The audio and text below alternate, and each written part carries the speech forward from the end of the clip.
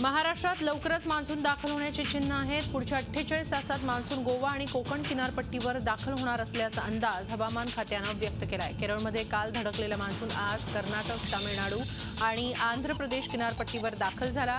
पुढच्या 48 तासात मान्सून महाराष्ट्राच्या सीमेवर धडकण्याची चिन्ह आहेत। त्यामुळे बळीराजानं पेरणीची तयारी सुरू केली असून मशागतीची कामं जोमानं सुरू आहेत। सध्या राज्याच्या अनेक भागात मान्सूनपूर्व पावसाच्या सरी बरसत आहेत। पूर्वेकडील बंगाल आणि हिमालयाच्या पायथ्याशीही मान्सूनपूर्व पावसाच्या जोरदार सरी कोसळतील असा अंदाज वर्तवण्यात आलाय। मानसून कर्नाटक तक आ गया, जैसे होनावर नाम की जगह तक पहुंच गया है और साउथ इंटीरियर कर्नाटका के कुछ और हिस्सों में भी आज मानसून आ गया है। तो जिस तरीके से आज की स्थिति है तो हम ये उम्मीद कर रहे हैं कि आने वाले 48 घंटों में साउथ कोंकण और गोवा के कई इलाके तक जो है मानसून का प्रवेश होगा। कोकणातही मान्सूनपूर्व पावसानं दमदार हजेरी लावली। सिंधुदुर्ग पहिल्याच पावसानं 8 वर्षीय मुलाचा बळी घेतला। वेदांत पाटकर या मुलाचा वीज पडल्यानं मृत्यू झाला। दरम्यान पावसाची शेतकरी जातकाप्रमाणे वाट पाहत असल्यानं हा पाऊस असाच समाधानकारक राहावा अशी अपेक्षा शेतकरी व्यक्त करतायत। मान्सूनची आतुरतेनं वाट पाहणाऱ्या मराठवाड्यात मान्सूनपूर्व जलधारांनी नागरिकांचे डोळे सुखावले। गावागावात झालेल्या जलसंधारण आणि गाळ उपसण्याच्या कार्यक्रमांमुळे मान्सूनपूर्व पावसानं पाणी साठेही तयार होऊ लागले। दुष्काळग्रस्त लातूर जिल्ह्यातील निलंगा, शिरूर, अनंतपाळ तालुक्यात आज सकाळी मुसळधार पावसानं हजेरी लावली। मृग नक्षत्रातील पहिल्याच पावसानं ओढे नाले तुडुंब भरून वाहू लागलेत। शेतकरी राजा त्यामुळे सुखावला। हाटगा गावात ओढ्याचं पाणी पाहण्यासाठी शेतकऱ्यांची गर्दी झाली। धुळे आणि नंदुरबार या 2 जिल्ह्यातील तब्बल 60 मध्यम तसंच लघु प्रकल्प कोरडे ठाक पडलेत। काही मोजक्याच प्रकल्पात पाणीसाठा शिल्लक असून तोही 21% घरात आहे। पाणी पुरवठा करणारे प्रकल्प कोरडे पडल्यानं प्रशासनानं जिल्ह्यात पाणी पुरवठा करण्यासाठी मोठी कसरत करावी लागते। धुळे जिल्ह्यातील 4 मध्यम तर 38 लघु प्रकल्प कोरडे पडलेत, तर नंदुरबार जिल्ह्यात 20 लघु प्रकल्प कोरडे पडलेत। या दोन्ही जिल्ह्यातील मोजक्या ठिकाणी प्रशासनानं टँकरनं पाणी पुरवठा केल्यानं नागरिकांमध्ये प्रचंड नाराजी आहे। जिल्ह्यात पाऊस पडला तरी प्रकल्प लगेच भरतील अशी परिस्थिती नाही, तर भूजल पातळी 2 मीटर खालावल्यानं जलसंकट लवकर सुटेल असंही दिसत नाही। गेल्या 2 दिवसात झालेल्या पावसामुळे बळीराजा सुखावलाय। त्यामुळे कोकणातही शेतीच्या कामांना वेग आलाय। पेरण्या जवळपास 50% पूर्णही झाल्या आहेत, कारण कोकणातला शेतकरी आता पारंपरिक नांगरणीबरोबरच आधुनिक पद्धतीचाही वापर करू लागलाय। त्यामुळे शेतकरीही आता काळाबरोबर बदलू लागलाय असं म्हणायला हरकत नाही। दुष्काळात होरपळणाऱ्या महाराष्ट्रावर वरुणराजाची कृपा व्हावी यासाठी त्र्यंबकेश्वरमध्ये पर्जन्य यज्ञ करण्यात येतो आहे। भाजपचे नाशिक महानगरपालिकेचे नगरसेवक दिनकर पाटील हा पर्जन्य याग करता आहेत। ब्रह्मगिरीच्या पायथ्याशी असलेल्या कुशावर्तावर मंगळवारपासून हा पर्जन्य याग सुरू आहे। आज या यज्ञाची सांगता होणार आहे। दुष्काळाची दाहकता कमी व्हावी आणि पिण्यासाठी मुबलक पाणी मिळावं यासाठी हा यज्ञ केला जात असल्याचं भाजप नगरसेवक दिनकर पाटील यांनी सांगितलं। नाशिकचं पाणी गुजरात आणि मराठवाड्याला पळवलं जात असल्यानं आधीच नाशिककर भाजप सरकारवर नाराज आहे। त्यामुळे भाजप नगरसेवक दिनकर पाटील नाशिकचा प्रश्न सोडवण्यासाठी पर्जन्य याग करत असल्यामुळे अनेकांच्या भुवया उंचावल्या।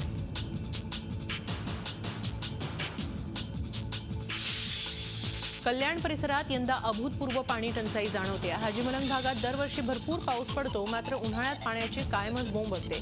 ही गैरसोय टाळण्यासाठी आता खासदार श्रीकांत शिंदे यांच्या पुढाकारानं कामं हाती घेण्यात आली आहेत। पाण्याचे नैसर्गिक स्रोत वाढवण्यासाठी प्रयत्न केले जात आहेत। या मोहिमेअंतर्गत कल्याण आणि अंबरनाथ तालुक्यांमधल्या 14 तलावांचा गाळ काढण्याचं तसंच त्यांची खोली वाढवण्याचं काम सुरू आहे। माथा ते पायथा पद्धतीनं पाणी अडवण्याच्या आणि जिरवण्याच्या उपाययोजनांचा आराखडा काम अंतिम टप्प्यात असल्याचं शिंदे यांनी सांगितलंय। त्यामुळे यंदा चांगला पाऊस झाल्यास पुढील वर्षी ग्रामीण भागात मोठा पाणीसाठा उपलब्ध असेल अशी आशा व्यक्त करण्यात येते।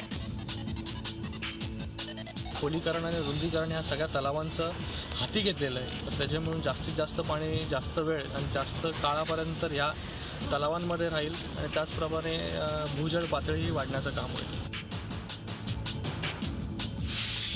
मुंबईत घाटकोपरच्या असलफा इथली जलवाहिनी फुटल्यानं रात्री हा भाग पूर्णतः जलमय झाला होता। तर या परिसरातलं पाणी ओसरलं असलं तरी अनेकांच्या घरात पाणी शिरल्यानं तिथलं जनजीवन विस्कळीत झालं. घरांमधलं सामान विखुरलं गेलं, तसंच रस्त्यावर चिखलही साचला. रात्री याच रस्त्यावरून अक्षरशः नदी वाहत होती. दुसरीकडे जलवाहिनीच्या दुरुस्तीचं कामही पूर्ण झालं असलं तरी असल्फा, खैरानी रोड, सुंदरबाग, पवई, मोहिली विलेज या भागांमध्ये संध्याकाळी 5 वाजेपर्यंत पाणी पुरवठा नाही. पावसाळा तोंडावर आला असताना दिघावासियांवर बेघर होण्याची वेळ आली आहे. दिघ्यातील अनधिकृत बांधकामं पाडण्याची मुदत वाढवून देण्यास हायकोर्टानं स्पष्ट नकार दिलाय. 31 मे पर्यंत घरं रिकामी करण्याचे आदेश देण्यात आले होते. त्याविरोधात लोकांनी याचिका केली होती, पण मुदत वाढवून देण्यास न्यायालयानं स्पष्ट नकार दिला. 31 मे पर्यंत सरकारला या नागरिकांच्या घरांविषयी धोरण स्पष्ट करण्यास सांगितलं होतं, पण कुठलंही धोरण सरकारनं सादर केलं नाही. त्यामुळे आता धोरण येईपर्यंत आम्ही थांबू शकत नाही असं हायकोर्टानं म्हटलंय. त्यामुळे आता मान्सूनच्या तोंडावर दिघावासियांच्या पदरी पुन्हा एकदा निराशा आली आहे. कांद्याला मिळणाऱ्या कवडीमोल भावाला कंटाळलेले शेतकरी दुहेरी अडचणीत सापडले. बाजारात भाव मिळत नाही आणि साठवलेला कांदा टिकत नाही. कोंडीत सापडलेल्या बळीराजाला पिकलेला कांदा फेकून देण्याशिवाय पर्याय उरलेला नाही. काही शेतकऱ्यांना तर 100 क्विंटलपेक्षा जास्त सडका कांदा फेकून द्यावा लागला. रक्ताचं पाणी करून पिकवलेल्या कांद्याचं असं पाणी होतंय. भाव कधी वाढतील याची प्रतीक्षा करण्यावाचून कुठलंच गत्यंतर बळीराजापुढे उरलेलं नाही. उष्णता जास्त असल्यामुळे कांदा आम्ही स्टोअर केला आहे, पण तो सडण्यायोग्य झालेला आहे आणि बाजारात विकायला निघालो तो 400-500 रुपये क्विंटलने जातो आहे. तो विकायला पण परवडत नाही आहे आणि स्टोअरिंग करण्याचं म्हटलं तर तो उष्णतामुळे एकदम सडक्या स्वरूपाचा होत आहे.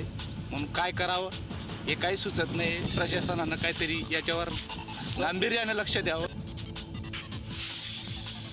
मेट्रो 3 वरून पुन्हा एकदा भाजप शिवसेनेत वाद पेटण्याची चिन्ह आहेत. महापालिकेत मेट्रो 3चा प्रस्तावाला केवळ भाजपनं विकासाची भूमिका घेत पाठिंबा दिला, मात्र शिवसेनेसह सर्वांनीच विरोधाची भूमिका घेतली. 17 भूखंड 20 वर्षांसाठी भाडे तत्वावर देण्याचा प्रस्ताव मेट्रो रेल कॉर्पोरेशननं दिला होता, मात्र त्याला शिवसेनेसह इतर पक्षांनी विरोध केल्याचा आरोप शेलार यांनी केला. गिरगावमध्ये मराठीचा मुद्दा पुढे करून शिवसेनेनं राजकारण केलं. कोणताही मराठी माणूस विस्थापित होणार नसल्याचा दावा शेलार यांनी केला. शिवसेना मेट्रो विरोधात बोलत असली तरी मेट्रो चालवणाऱ्या रिलायन्स विरोधात मात्र का बोलत नाही असा सवालही शेलारांनी केला.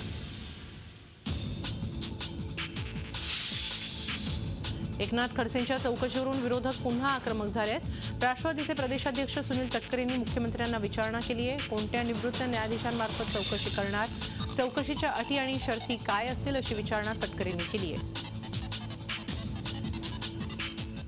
माननीय मुख्यमंत्र्यांनी त्या संदर्भामध्ये घोषणा केलेली असल्यामुळे प्रत्यक्षात त्याची कृती तातडीने कशा पद्धतीने होईल या दृष्टिकोनातून त्यांनी त्यांच्या गोष्टीची अंमलबजावणी करावी राष्ट्रवादी काँग्रेस पक्षाची मागणी आहे. इतर कोणा निवृत्त न्यायाधीशाच्या मार्फत होणार ते नाव जाहीर झालं पाहिजे.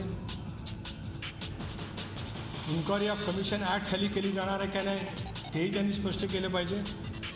टर्म्स ऑफ रेफरन्सेस काय काय असतील तेही त्यांनी त्या ठिकाणी नमूद करावं अशी आमची मागणी आहे. मनसे अध्यक्ष राज ठाकरे आणि मुख्यमंत्री देवेंद्र फडणवीस यांची भेट घेतली. मुख्यमंत्र्यांच्या वर्षा निवासस्थानी दोन्ही नेते भेटले. नीट परीक्षेच्या घोळासंदर्भात ही भेट झाली. गेल्या आठवड्यात नीटच्या अध्यादेशामुळे कुठलाही दिलासा मिळाला नसल्याची तक्रार काही पालकांनी राज ठाकरेंकडे केली होती. या भेटीदरम्यान काही पालकही उपस्थित होते, मात्र चर्चा झाल्यानंतर ठाकरे आणि फडणवीस यांनी तब्बल 20 मिनिटं एकांतात गुफ्तगू केलं. त्यामुळे राज्यातल्या सध्याच्या राजकीय परिस्थितीवरही या दोघांनी चर्चा केल्याचं सांगण्यात आलं. दरम्यान खासगी कॉलेजेसना सीईटी लागू नसल्यामुळे केंद्राच्या अध्यादेशाचा काहीच फायदा नसल्याची भावना पालकांनी बोलून दाखवली आहे. या संदर्भात केंद्रीय आरोग्य मंत्री जे पी नड्डा यांच्याशी बोलून तोडगा काढू असं आश्वासन मुख्यमंत्र्यांनी दिलं. नाशिक शहरातील रस्त्यावर भरधाव गाड्या अपघातांचं कारण ठरत आहे. महागड्या ऑडी कारनं आज सिटी सेंटर मॉलजवळ एका महिलेला उडवलं. या अपघातात महिला गंभीररित्या जखमी झाली आहे. या महिलेला स्थानिक रुग्णालयात उपचारासाठी दाखल करण्यात आले. भरधाव चालणाऱ्या या गाड्यांमुळे नागरिकांना आपला जीव मुठीत धरून चालावं लागतंय.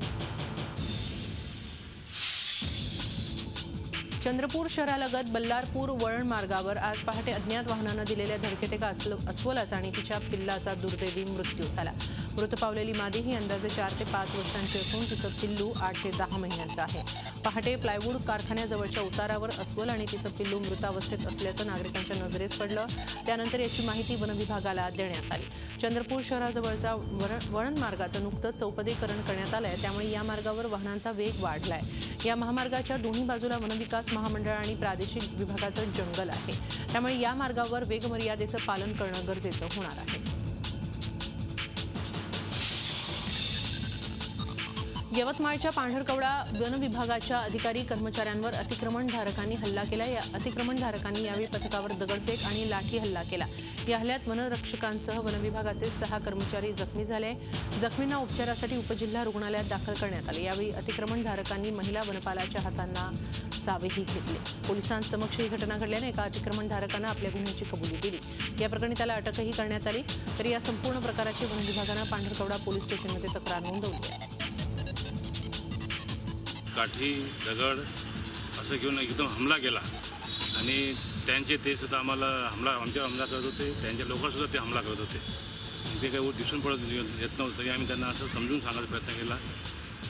नायब तहसीलदार साहेबांनी सांगायचा प्रयत्न केला. नंतर पोलीसवाल्यांनी प्रयत्न केला, पण ते काय ऐकण्याचे मनस्थित नव्हते आणि साधारणतः बरेच लोक ते दारू पिलेले असे आढळून आले आम्हाला. मोठी काठी नेऊन डोक्यावर ते आमचे कर्मचारी ॲडमिट आणि ते पाहिलं नाही तुम्ही. यवतमाळ नगरपालिकेच्या इंदिरा गांधी मार्केटमधील गाळेधारकांनी अनधिकृतपणे बांधकाम केल्याप्रकरणी 5 गाळ्यांना सील ठोकण्यात आले. नगरपालिकेनं ही धडक कारवाई केली. या अनधिकृत बांधकामांमुळे वाहतुकीचा खोळंबा होत होता. याबाबतच्या अनेक तक्रारी झाल्यानंतर नगरपालिकेनं कारवाई करत 5 गाळ्यांना सील ठोकलं. या कारवाई दरम्यान कारवाई पथक आणि गाळेधारक व्यापारी यांच्यात बाचाबाची होऊन काही काळ तणावाचं वातावरण निर्माण झालं होतं. एकीकडे जंगलांचा ऱ्हास होत असताना दुसरीकडे म्हसळा तालुक्यात स्थानिक नागरिकांच्या सहकार्यातून वनसंपत्तीचं रक्षण करण्यात वनविभागाला यश आलं. या उपक्रमात सहकार्य करणाऱ्या गावातील 121 कुटुंबांना वनविभागातर्फे गॅस सिलेंडर आणि शेगड्यांचं वाटप करण्यात आलं.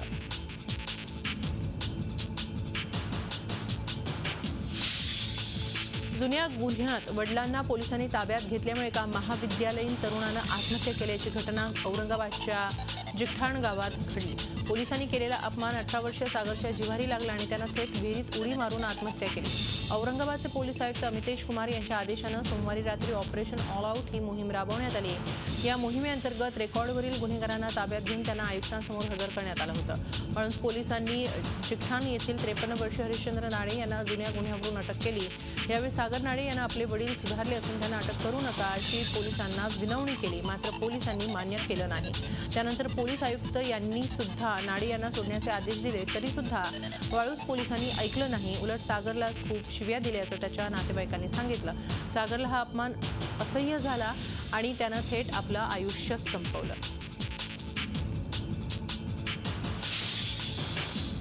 मुंबई पुणे एक्सप्रेस वेवर अलीकडे पनवेलजवळ अपघात झाल्यानंतर आज पुन्हा एकदा आडोशी बोगदा ते फूड मॉलजवळ पहाटे 3 खासगी बसेसना वेगवेगळ्या ठिकाणी अपघात झाले.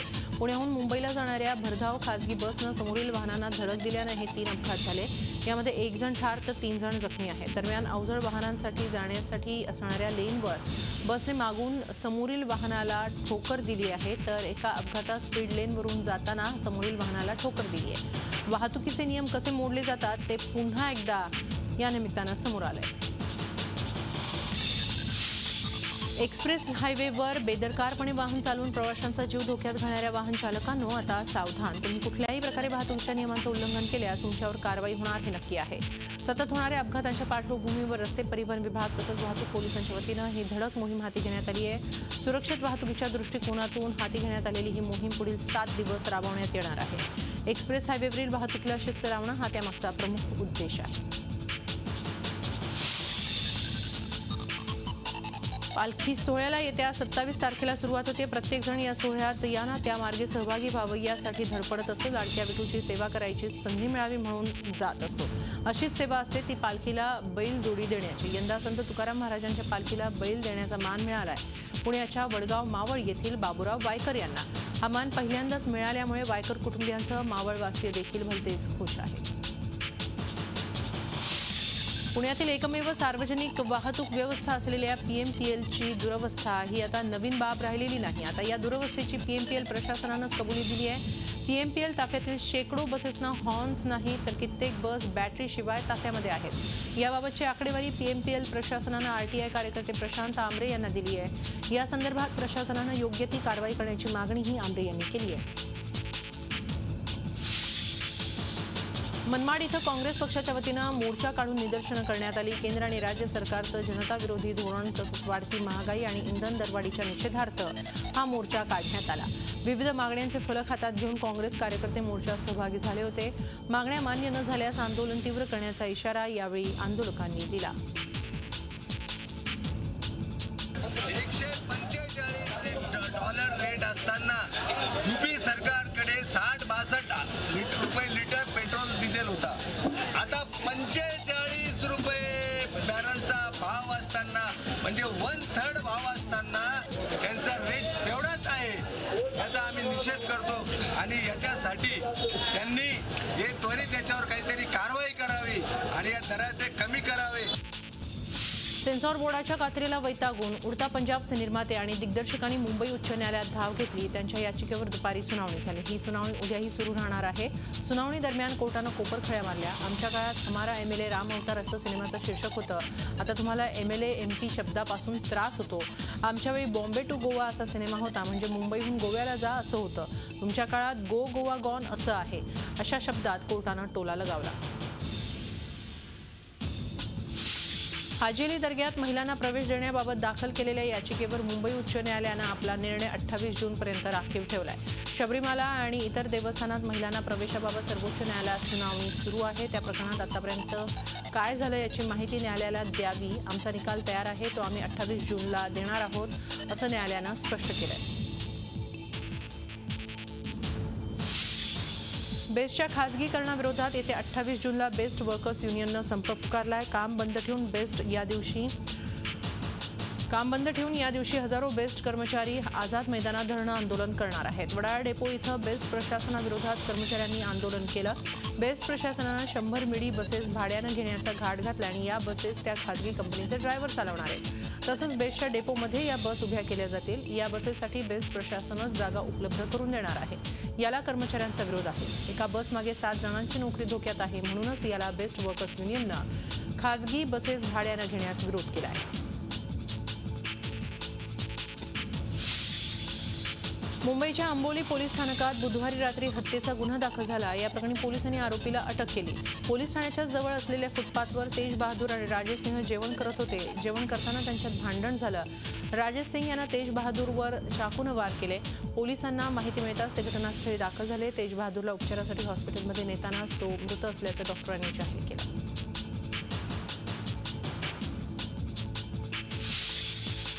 अग्रगण्य वृत्तवाहिनी झी24 तासचे मुख्य संपादक डॉक्टर उदय निरगुडकर यांना दर्पणकार बाळशास्त्री जांभेकर स्मृती पुरस्कार जाहीर झाला आहे. महाराष्ट्र संपादक परिषदेच्या वतीनं दिल्या जाणाऱ्या आदर्श पत्रकारिता पुरस्कारांची घोषणा करण्यात आली आहे. उद्या मुख्यमंत्र्यांच्या उपस्थितीत हा सोहळा रंगणार आहे. ज्येष्ठ साहित्यिक पद्मश्री मधु मंगेश कर्णिक हे कार्यक्रमाच्या अध्यक्षस्थानी असणार आहेत. झी24 तास फक्त समाजाभिमुख पत्रकारिता करत नाही तर त्याहीपेक्षा एक पाऊल पुढे जात विविध उपक्रमांमधून समाजातल्या प्रत्येक घटकापर्यंत पोहोचून त्यांना न्याय देण्याचा प्रयत्न करतं. डॉक्टर उदय निरगुडकरांच्या संकल्पनेतून साकारलेले दुष्काळावर मात संघर्षाला साथ, 10वीच्या यशस्वी विद्यार्थ्यांसाठी संघर्षाला साथ, राज्यातल्या सेवाव्रतींचा अनन्य सन्मान अशा विविध उपक्रमांच्या माध्यमातून झी24 तासनं उत्कृष्ट पत्रकारिता करण्याबरोबरच सामाजिक बांधिलकीही जपली आहे.